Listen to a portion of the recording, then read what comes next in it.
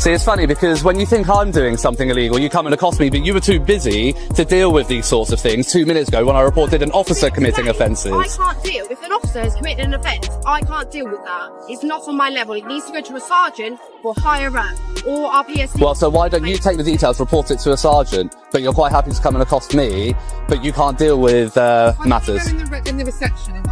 I don't want to go into the reception. I'm quite happy here. If you want to discuss it, if you want someone to listen. I don't want to discuss it. I've discussed it. I walked away after they left. Walked away. We've left it. That's it. She's followed me and accosted me after we've had that discussion in a public area.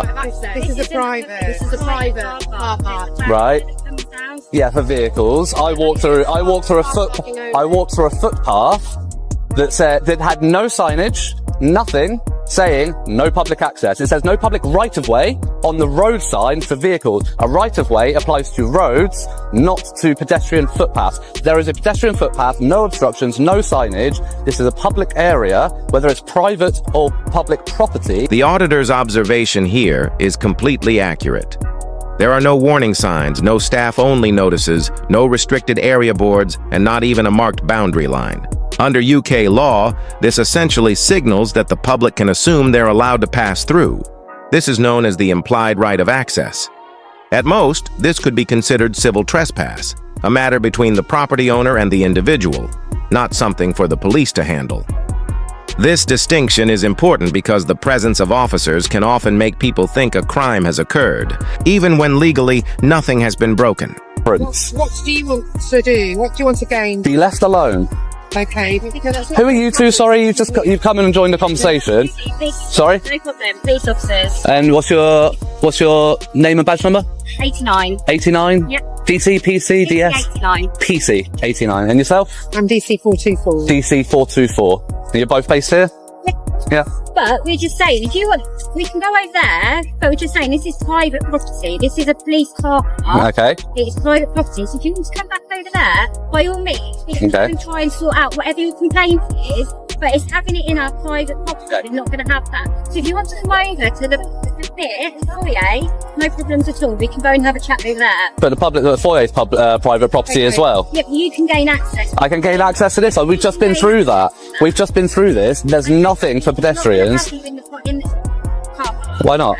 Because it's a secure, and you could pose a security. Well, it's not secure, is it? If I've just managed to walk in here, it's not secure, is it? All right. You say secure, but it's not. What's your purpose for being on this car park? Because our concern is... I'm making a video.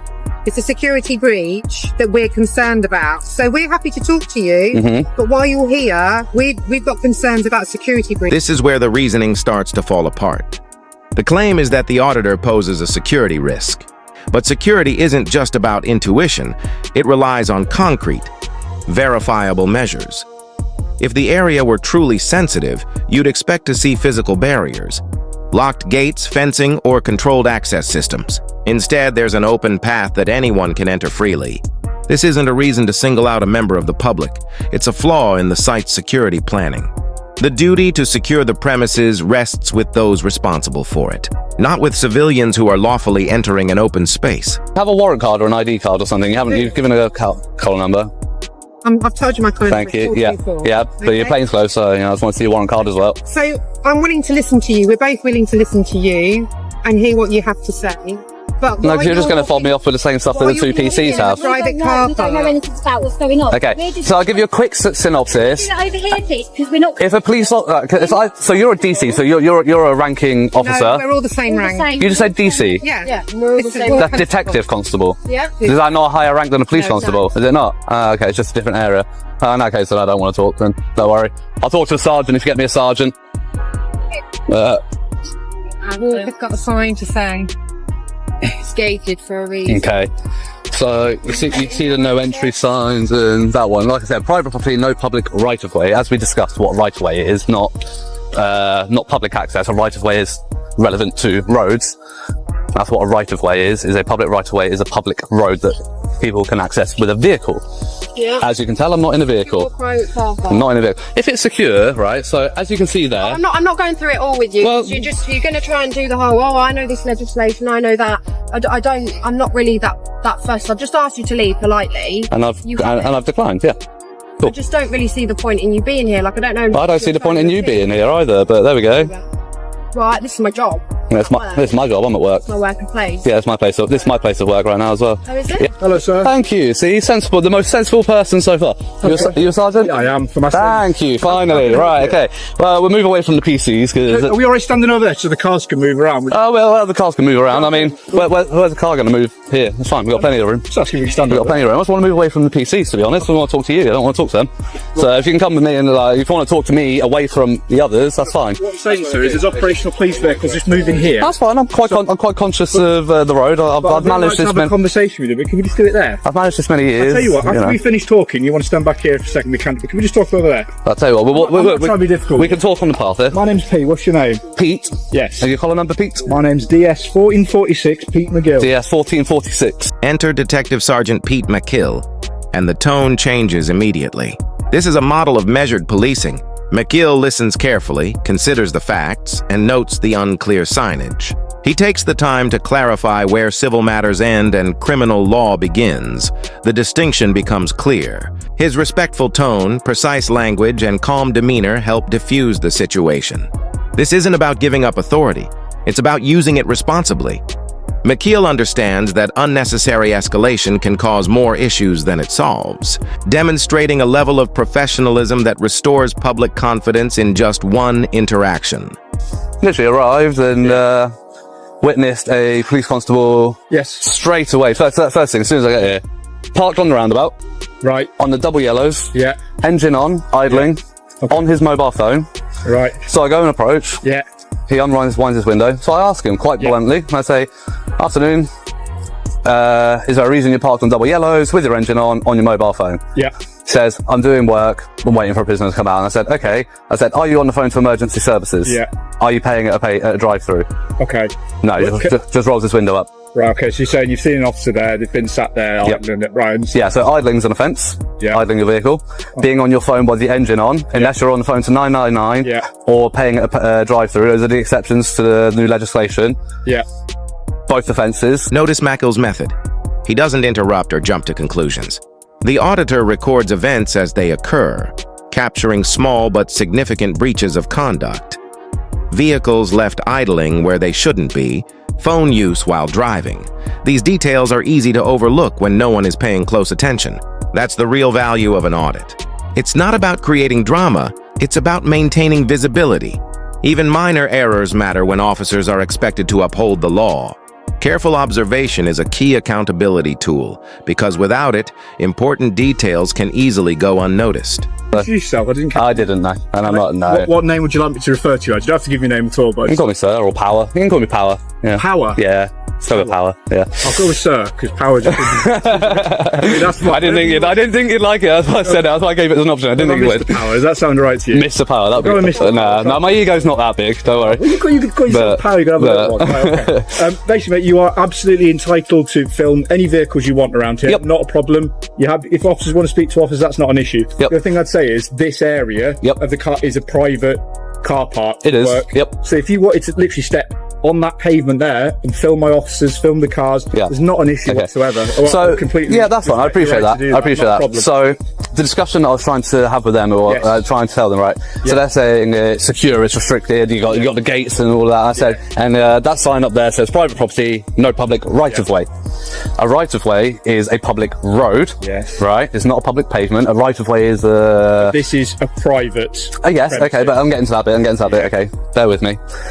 So yes, it's private, but in a private premises, you can still have a public area.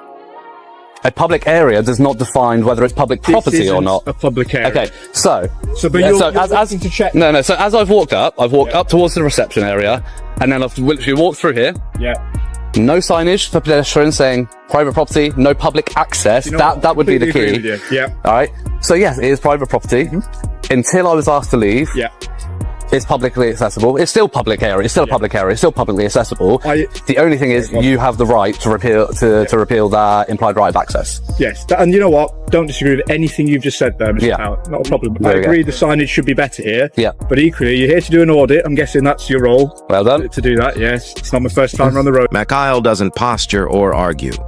He acknowledges that the signage could be clearer and treats the auditor's presence as legitimate. The way he assesses the situation, listening carefully, evaluating calmly, and responding without provocation, demonstrates the discretion that prevents unnecessary conflict.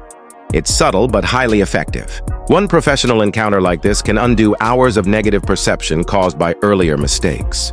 Other officers could learn a lot from this example. What you can and can't do, I've got an absolute issue. Anything you've described so far, I don't have a problem with. In terms of the officer, and if you've had an issue, if you filmed something, if you do want to make a complaint about that. I don't want to go through online. I was told a sergeant could deal with it. I've got his collar number, I've got his name. I want to report that to you now. If you want to take down his details, then you can deal with it. Right, we can have a chat about whatever's happened there. But in terms of, you've raised a few things, haven't you? So right now, that implied consent of the sign is removed. So are we okay just standing over here now that that's been removed so we can talk?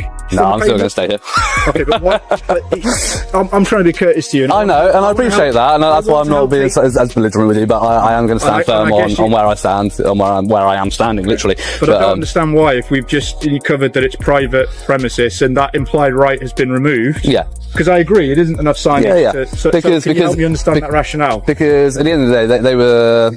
not a gentleman, I've not met him yet, but the ladies were so belligerent about it, and the fact that I absolutely couldn't be here, and absolutely was doing something wrong, especially the blonde officer. So I tried to raise the incident with the guy parked in his marked vehicle and doing all of that. Tried to raise it with her, I was not interested, not her business, because she's a response officer.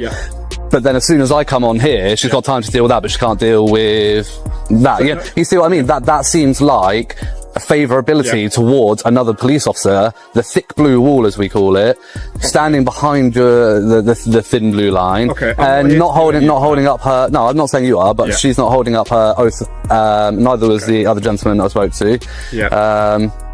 But she's got plenty of time to come and deal with this, apparently, but she doesn't have time to deal with that. What I can say is, if anyone has in any way talked to you and you felt it wasn't being courteous, I can only apologise for that, because ideally we don't want to have that kind of discourse. It's not even about the courtesy. You're a switched on bloke. You know exactly what you do with these audits. You understand that they're going to provoke a reaction in terms of a security response. That's going to happen, isn't it? Not always. I've been to plenty of places, plenty of police stations, headquarters, where they just leave me to it.